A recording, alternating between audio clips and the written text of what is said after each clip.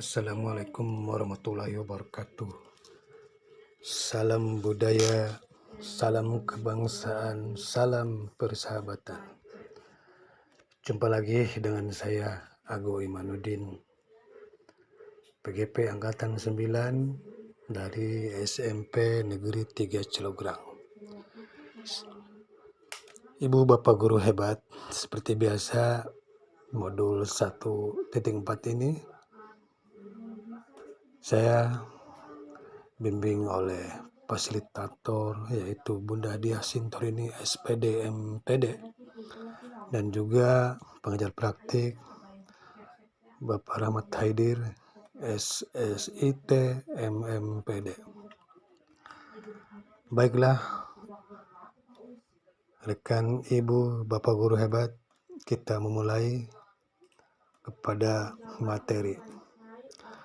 Pada modul 1.4 ini saya mempresentasikan tentang disiplin positif yang dimulai dari rancangan tindakan untuk aksi nyata, yaitu judul dan disiplin positif. Selanjutnya, saya mengawali presentasi ini dengan latar belakang. Di antaranya ada 4 poin. Yang nomor 1 yaitu sebagai warga sekolah, murid dipandang perlu untuk budaya positif agar kelak dapat mencapai kebahagiaan, keselamatan yang setinggi-tingginya. Adapun latar belakang nomor 2 yaitu perlu instrumen berupa kesepakatan yang dihasilkan secara bersama-sama antara guru dengan murid yang dapat dijadikan acuan dalam berperilaku di sekolah. Kesepakatan ini dinamakan keyakinan kelas. Ibu bapak guru hebat, kita lanjut ke latar belakang nomor 3. Dengan adanya keyakinan kelas diharapkan menjadi tolok ukur refleksi murid, terutama dalam menerapkan disiplin, sehingga mereka dapat merefleksi tindakannya apakah sudah sesuai atau belum dengan keyakinan kelas yang telah disepakati itu. Kita lanjut ke nomor 4, yaitu agar semua guru dapat mengetahui disiplin positif dan dapat membuat keyakinan kelas serta paradigma apa yang mendasarinya.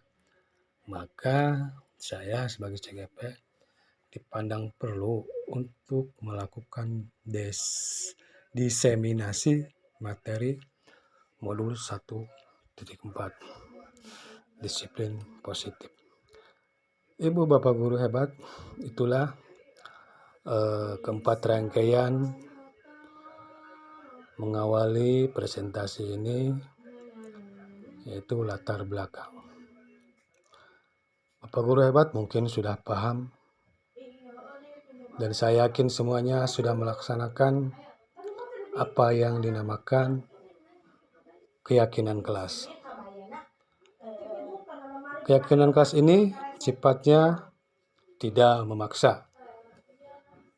Sifatnya tidak ada balasan hukuman kepada murid yang melanggar kesepakatan kelas ini. Karena kesepakatan ini hanya berupa sebuah norma yang ada di dalam kelas.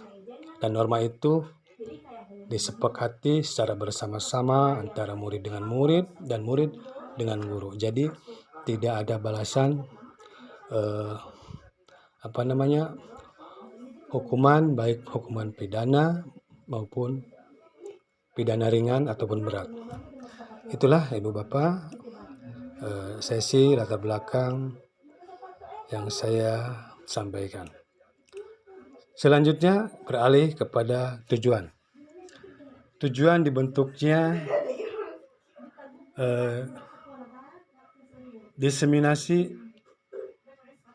disiplin positif ini yaitu satu untuk mendiseminasikan materi modul 1.4 tentang disiplin positif. Yang nomor 2, membangun koneksi dengan pimpinan, rekan sejawat, dan lain-lain secara lebih positif. 3, menunjang kelancaran dan kenyamanan proses pembelajaran di sekolah. Yang terakhir, nomor 4, dalam jangka panjang berimbas pada pembentukan karakter pribadi murid, rekan sejawat, masyarakat, bangsa, dan negara. Itulah harapan-harapan yang dirumuskan dari modul 1.4 ini yang saya presentasikan. Adapun harapan tersebut bisa sesuai dengan kenyataan ataupun harapan itu hanya tinggal harapan. Namun secara lebih baik, alangkah baiknya kita merumuskan tujuan ini dengan bentuk sebuah harapan. Berikutnya, Ibu Bapak hebat, ada tolok ukur. Apa tolok ukurnya? Di sini saya bagi 3 poin. Di antaranya nomor 1, adanya peningkatan disiplin dalam memulai, melaksanakan, dan mengakhiri proses kegiatan belajar mengajar. Nomor 2, adanya sikap saling toleransi dan hormat menghormati antara sama murid dan guru. 3, adanya motivasi intrinsik murid dalam belajar. Nah, itulah tolak ukur keberhasilan dari sebuah tujuan dan latar belakang yang saya rumuskan tadi. Jadi tolak ukurnya ini sangat jelas sekali. Di antara nomor 1 tadi udah ada saya tuangkan. Di antaranya murid bisa meningkat disiplinnya, terutama ketika memulai dan mengakhiri proses KBM. Itulah tolak ukur yang bisa saya rumuskan. Mudah-mudahan tolak ukur ini menjadi sebuah indikator keberhasilan apa yang menjadi tujuan disiplin positif pada saat modul 1.4 ini. Ibu Bapak guru hebat, selanjutnya dukungan positif di sini ya. Jadi dukungan positif ini sangat perlu dan penting dilakukan, dan saya pun berharap demikian. Adapun dukungan positif yang berada di lingkungan sekolah, pasti yang pertama itu pimpinan ya, kepala sekolah, dan 2, dukungan dari dan respon positif dari rekan sejawat. Ibu Bapak guru hebat, tentunya jika kita akan memulai sebuah tujuan positif dan tidak ada sebuah dukungan dari 2 poin ini, tentunya tujuan-tujuan positif itu sepertinya mustahil akan terlaksana. Kenapa?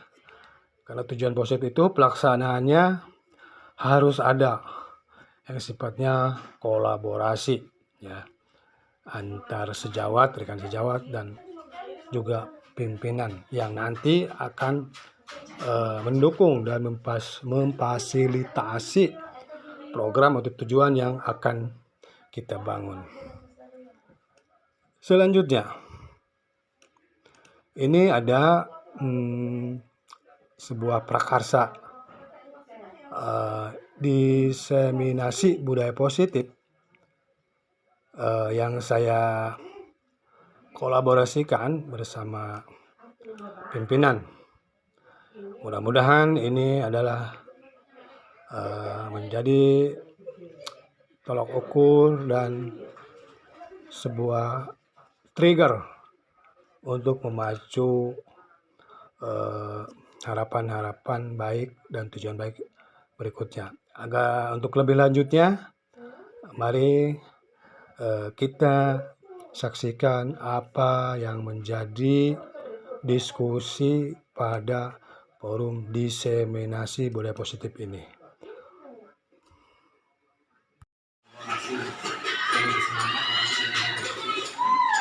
Hari ini adalah kita berbicara tentang paradigma visi, berbicara visi sekolah, di mana kemarin PDP sudah memberikan tugas membuat visi pribadi. Bagaimana nanti kita visi pribadi itu disandingkan dengan visi sekolah, apakah salah terakhir berdasarkan iman dan takwa, indikator pencapaian keadaan yang terakhir berdasarkan kita ya, iman dan takwa dijabatkan sebagai indikator pencapaian terakhir berdasarkan semuanya. Pak Nana, cukup ya. Oke, mengenai visi yang di sekolahnya mana? Di sekolah visinya mana? Hasilnya mana? Sampai di situ. Rekomendasinya mana sampai di situ? Bapak Ibu, jadi nanti mungkin sekolah ya yang akan berbicara. Jadi ini penting supaya arahnya jelas ya. Arahnya siswa kita mau dikemanakan sih? Jangan saja kita ngajar hanya rutinitas, Pak Ago, betul ya? Rutinitas tanpa tujuannya apa? Karena yang kita ajarkan tadi adalah generasi emas Indonesia. Mungkin itu yang bisa saya sampaikan. Terima kasih tadi mau kemarin Pak Ago, Kepala ya, rencananya dijadwalkan kemarin, tapi karena harus rapat ya kemarin Pak Ago langsung. Terima kasih sekali lagi, mohon maaf atas segala kekurangan. Bila itu ya, wassalamualaikum warahmatullahi wabarakatuh. Hasilnya mana? Hasilnya mana? Sampai di situ. Rekomendasinya mana sampai di situ? Bapak Ibu, jadi nanti mungkin sekolah ya yang akan berbicara. Jadi ini penting supaya arahnya jelas ya. Arahnya siswa kita mau dikemanakan sih? Jangan saja kita ngajar hanya rutinitas, Pak Ago, betul ya? Rutinitas tanpa tujuannya apa? Karena yang kita ajarkan tadi adalah generasi emas Indonesia. Mungkin itu yang bisa saya sampaikan. Terima kasih tadi mau kemarin Pak Ago, Kepala ya, rencananya dijadwalkan kemarin, tapi karena harus rapat ya kemarin Pak Ago langsung. Terima kasih sekali lagi, mohon maaf atas segala kekurangan. Bila itu ya, wassalamualaikum warahmatullahi wabarakatuh. Praktik ini Ibu Bapak ya, saya mohon nih, bukan Pak Haji, Dedek, saya saja yang menjadi calon guru penggerak. Harapan saya semuanya, tapi sampai saat ini belum ada yang nanya-nanya ke saya. Guru penggerak itu gimana gitu. Berarti saya pikir nggak ada kemauan nih. Maaf nih, kita ikut guru penggerak untuk P3K itu kayaknya dijamin untuk sertifikasi Pak, apa tuh Pak? Tidak akan berhasil dalam mendidik anak-anak kita. Untuk itu, mari kita istilahnya nanti ya, tidak sekarang, kapan saja ya Bapak, kapan saja untuk bisa kita merembukan, membedah visi sekolah kita yang sudah ada. Apakah kita bisa tambahkan, kurangi, dan sebagainya. Hal itu tentunya perlu kolaborasi antara warga sekolah, di antaranya guru, tenaga pendidik, dan tenaga pendidikan. Itu saya. Ini adalah sebagai koreksi laboratorium itu semua. Siap. Ternyata jangankan siswa, ketika ditanya ya, guru pun ternyata kurikulum pun menjadi dulu ya gitu ya. Yang belum pernah membuat. Jadi idealnya semuanya berkumpul, komite orang tua. Jadi membuat visi, merumuskan visi itu berdasarkan yang kita miliki aja, asetnya apa. Keputusan wajib membatur begitu ya. Tadi di situ kan ada berakhlak kan gitu ya. Nanti ibu juga misinya apa, berakhlak, kegiatannya apa supaya menuju berakhlak. Ya, berdoa, kegiatan apa ya gitu ya, nanti di program-program gitu. Jadi itu yang harus semuanya tahu. Jadi pengalaman saya begitu, pengalaman ke depan. Jadi sekolah kita itu harus punya mimpi. Jadi jangan underdog istilahnya. Underdog itu artinya apa? Statis. Statis artinya tidak bergerak. Jadi sekolah itu harus bergerak, untuk bergerak itu harus punya mimpi atau harus punya visi. Tadi kata para anak, kalau visi di sekolah kita sudah bagus, sudah bisa mengakomodir dan sudah representatif, ya, tidak ada alasan untuk berubah, ya, gitu Pak Jaya. Betul. Kalau memang sudah tidak representatif, ya, mungkin kita bisa dikurangi, bisa ditambahkan. Dapat mengetahui dan memahami tentang perkembangan anak. Tadi gitu. Itu yang enggak. Mulai, siap. Dapat mengetahui dan memahami perkembangan anak. Terus baca. Atau dari nang tak sih. Lawan tentang perlindungan Anak. lawan jam. Menyayangi, mengurusi, Mas oke.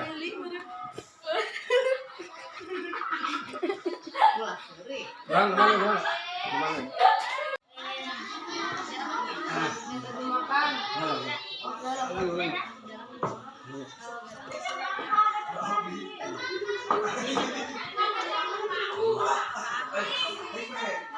Baca. Mengetahui dan memahami tentang hak perlindungan anak. Menyayangi, mengasuh, melindungi, Lindungi masuk. menyayangi, Makan. Terus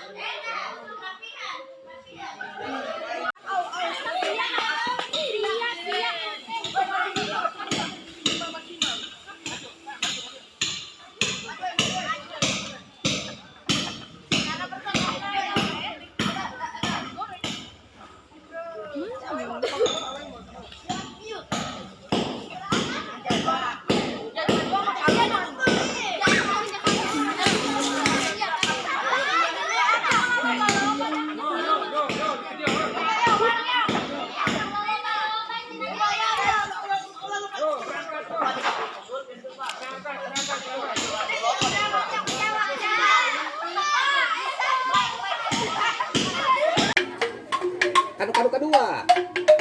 Heeh. Tung kali, katu kali.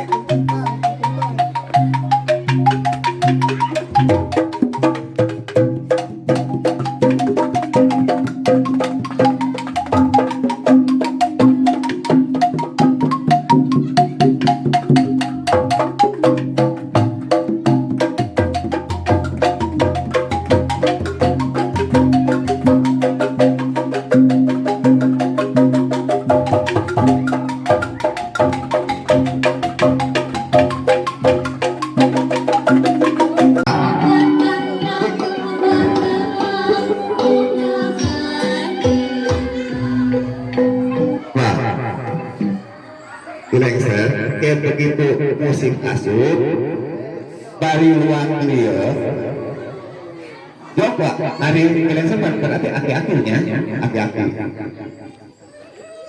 kurang